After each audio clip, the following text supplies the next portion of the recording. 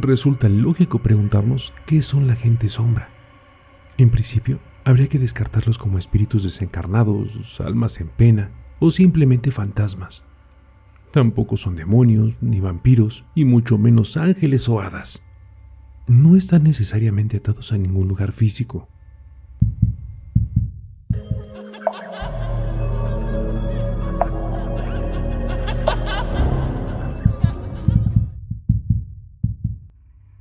Gente sombra. ¿A qué nos referimos cuando hablamos de gente sombra?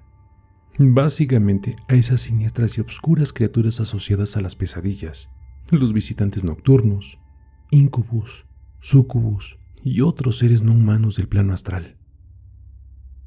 Por regla general, la gente sombra, shadow people, aparecen como figuras de un negro sólido, impenetrable, más oscuros que la oscuridad misma.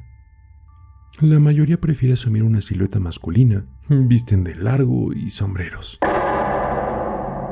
Su altura es prodigiosa, de hasta 2 metros de estatura. ¿Pueden creerlo? Poseen densidad, ya que son capaces de interrumpir el curso de la luz y bloquear objetos. La gente sombra rara vez intenta comunicarse. Sin embargo, muchos se muestran interesados en los seres humanos. Pero bueno, como siempre les digo, vamos por pasos. Repasemos primero algunas categorías que diferencian los distintos tipos de gente sombra. Suelen ser descubiertos de pie frente a la cama, observando fijamente a quien ahí duerme, o ubicados en algún oscuro rincón del cuarto. En general, todo concluye ahí, solo se limitan a observar, aunque de hecho sea imposible verificarlo ya que carecen de facciones. Si bien su sola presencia es capaz de infundir un horror profundo, casi atávico, no suelen adoptar una actitud amenazadora. Pueden permanecer ahí durante largos periodos de tiempo. Cuando son observados por las personas que casi siempre despiertan de una forma abrupta, desaparecen súbitamente, fundiéndose con la negrura circundante. Rara vez son agresivos, pero cuando lo son, pueden infundir verdaderos espasmos de terror. Estas figuras aparecen repentinamente como siluetas humanas recortadas contra las paredes. Desde luego, ninguna luz las proyecta, y pueden moverse independientemente por los muros. Y bueno, como lo mencionamos, en algunos casos se recluyen en los rincones más oscuros y desde ahí nos devuelven la mirada. En ciertos casos es posible detectar el brillo opaco de sus ojos.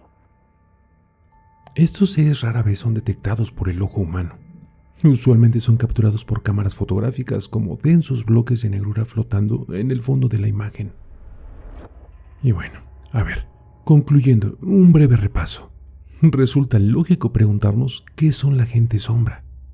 En principio, habría que descartarlos como espíritus desencarnados, almas en pena o simplemente fantasmas.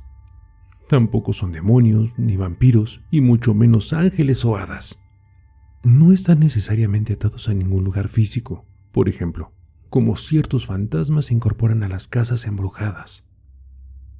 La gente sombra posee movilidad, lo cual nos permite deducir que poseen algún tipo de grado de autonomía.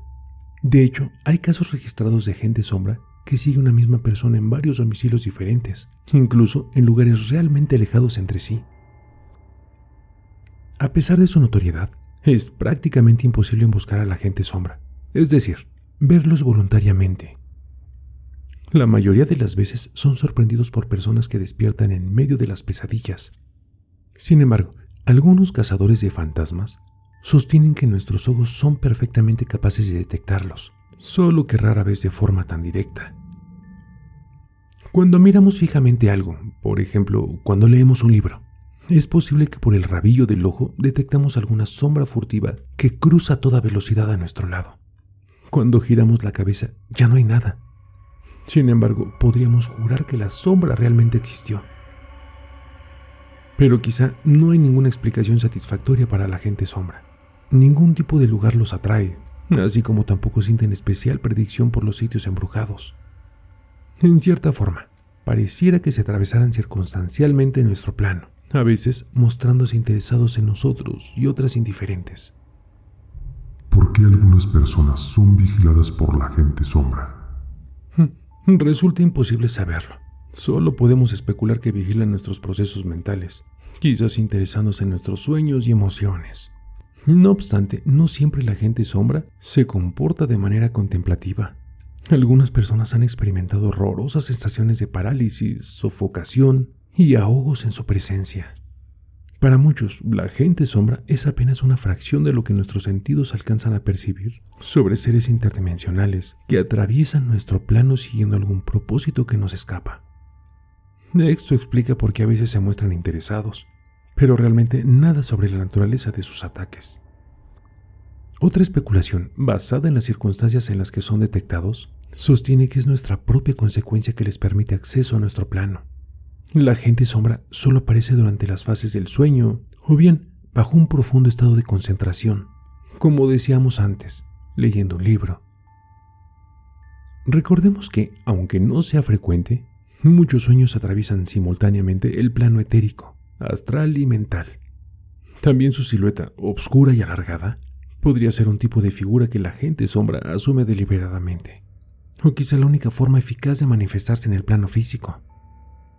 Si tomamos como referencia las emociones que irradian, la gente sombra induce casi siempre una especie de horror atípico, es decir, un tipo muy intenso de miedo, casi modular, como si nuestro organismo fuese capaz de detectarlos mucho antes que nuestros sentidos entren en acción.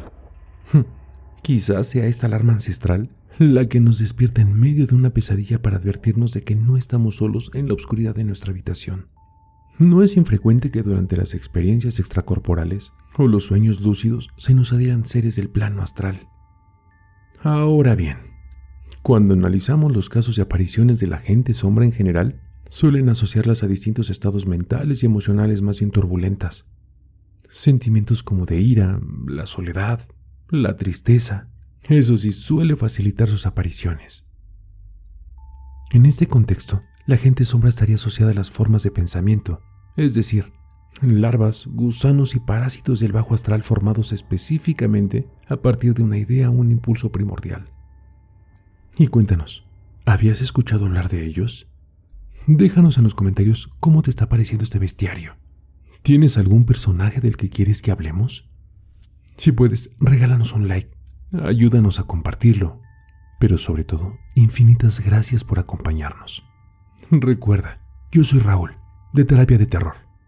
Nos vemos hasta la próxima.